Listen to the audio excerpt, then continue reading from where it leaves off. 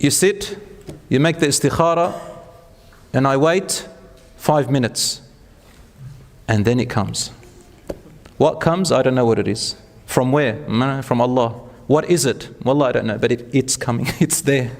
It comes down. I feel it.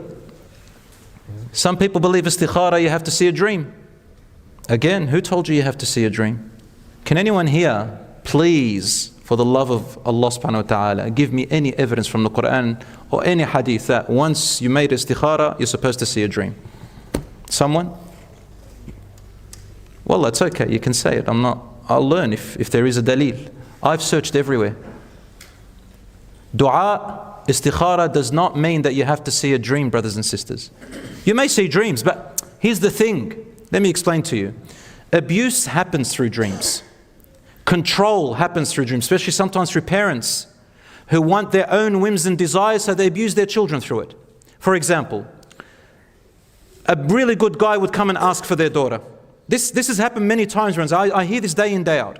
Someone comes, maybe their daughter's interested in a guy who's come, is a really good guy, he's come and asked for their daughter, everything is good, alhamdulillah, or the other way around.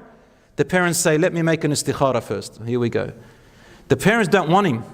They don't want him. They've already had fights over fights. Wallah, if you don't, I will never visit you. All your siblings will never come to visit you. Anyone who goes there, if she marries him, nobody, everybody cut him off. Why? For your own whims and desires. No reasonable reason.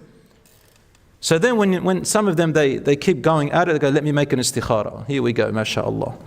What do you think they're going to see in their dream? They could see things that their brain is telling them. Already we don't want him. So in my dream, I'm going to see that he's a bad person. The shaitan will say, there's a vulnerability, I'm going to stuff this one up for them.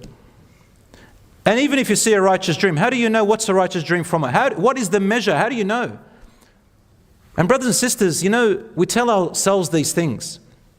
Sometimes a relationship is there, it goes on for months between a boy and a girl, behind their parents' backs. They get attached to each other and they've established memories. The more the memories you have, the more the relationship between you two are. Did you guys know that? What is relationship? Relationship are memories. The more you deposit good memories between each other, the more the relationship and the bond is going to be. And they call it dating. Brothers and sisters, dating is a Western terminology. When you date and go, dating means you make a date to go out together to certain places. Now, dating doesn't have to necessarily mean that you're going to kiss and hug, but majority of them, I would say 99% of them end up kissing and hugging and more. Because the more you establish relationships and the more you go out together, the longer you are. Come on, man, don't kid yourself. Most of them fall into haram. And then you become attached. Then when you come to get serious about marriage or whatever, we'll make istikhara. Habibi, you're already attached, you already made the decision, you've already gone ahead in the haram way, and then you're going to say, let's ask Allah. You know what you're going to see in your dreams? You're going to see he's a prince, he's beautiful, he's amazing. Or you might see shaitan dreams. Because your brain is all over the place now. You're full of emotions. So brothers and sisters, the istikhara is about tawakkul. What is tawakkul? No matter what the outcome, alhamdulillah, I will keep going, because if it's what I wanted or if it's something I didn't want, it doesn't matter. I have my trust in Allah because some other door is going to open. Sometimes the door closes in every way. Then we go and do tahajjud. The tahajjud has to be sincere, brothers and sisters. Some people, they go to Umrah, they say, I'll make my dua in front of the Kaaba. There, that's my secret, that's my key. Ya Allah, please give me that person. The proper dua, brothers and sisters, is like this. Oh Allah, give me what's best for me and keep away what's bad for me. Obstacles will come in your way. And you will start feeling intense feelings as the time goes on, as the situation develops.